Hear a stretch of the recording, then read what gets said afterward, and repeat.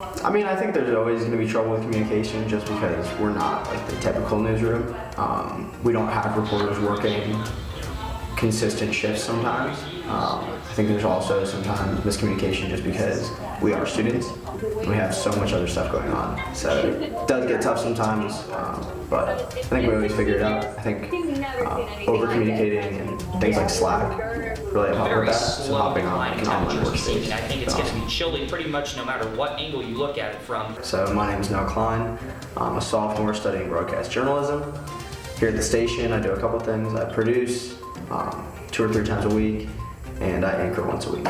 Yeah, so the way it's been told to me and like what I've heard from older students is basically when the station became a thing, they had the choice to make it a university station.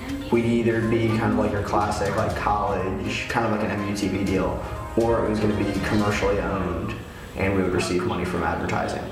And the decision obviously came in, it was like really last minute, and it ended up being that we would be a commercial station like we are today.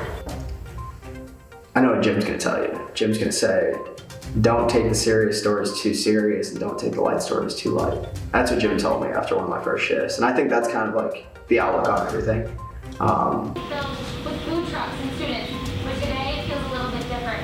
Campus feels like a ghost town. No matter what, we're still gonna have to do. Meg told me one shift, you know, if it's a really tragic, devastating story and you're reading it, read it as if that person's family was in the studio. And that's always kind of helped me in terms of making sure I'm telling everything with the correct emotions. If I'm reading a story about someone, maybe a teenager who was killed recently, I'm picturing their family sitting in those 2 seats that we have in the studio, and that always helps me kind of get my point across.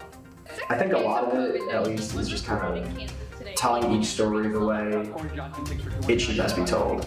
So a lot of people look at it and what it, like the basis of what anchoring is, right? It's really just reading words off of a teleprompter for the most part.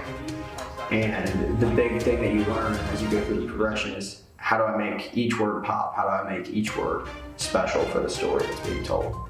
So I think the biggest thing is just, you know, how would you want this story told to you if you were sitting on the couch at home and focusing on that for every story? Back for a winter pack story, and today we're back for something a little different. The manager here says in I think a lot of the 16 culture years, is he's never seen anything like it.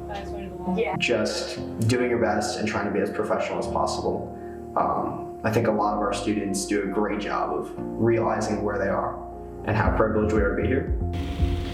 Satellite and radar showing the rain showers and thunderstorms we saw earlier today. They raced off to the east and they matured. They became strong to severe, and now even tornado warnings in parts of Kentucky. Tornado watch in effect. I think a lot of the other stuff that happens in the newsroom is, besides the learning, you learn how to have professional relationships. So, say I'm a 20-year-old student and there's a 25-year-old graduate student, and I'm their producer and I need them to do something that maybe has to be delivered in a specific type of way, or maybe their story's getting cut out of the show. That's a really like professional conversation that you need to kind of like buckle up and learn how to have. Tell you more about the days ahead as well as detail our next chances for rain in just a few minutes.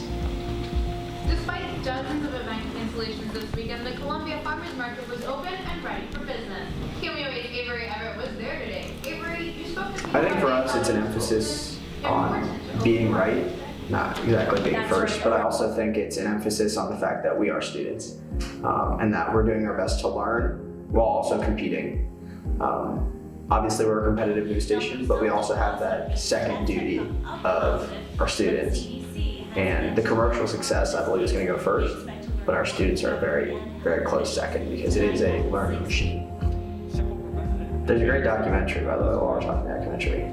It's called, I'll send you the link. And they interviewed the former general manager about it. And basically, the way he tells the story is that we wanted to have a working newsroom for students. We wanted the Missouri method to be learning by doing in the greatest machine ever. The idea was kind of, you can't learn journalism in a classroom. You need to be doing things like this. So it came down to it, and they ended up, obviously, it's changed.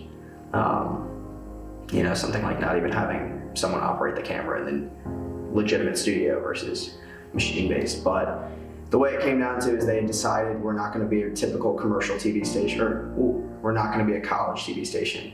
We would be a commercial TV station, and it had to do with what kind of funding they were going to receive.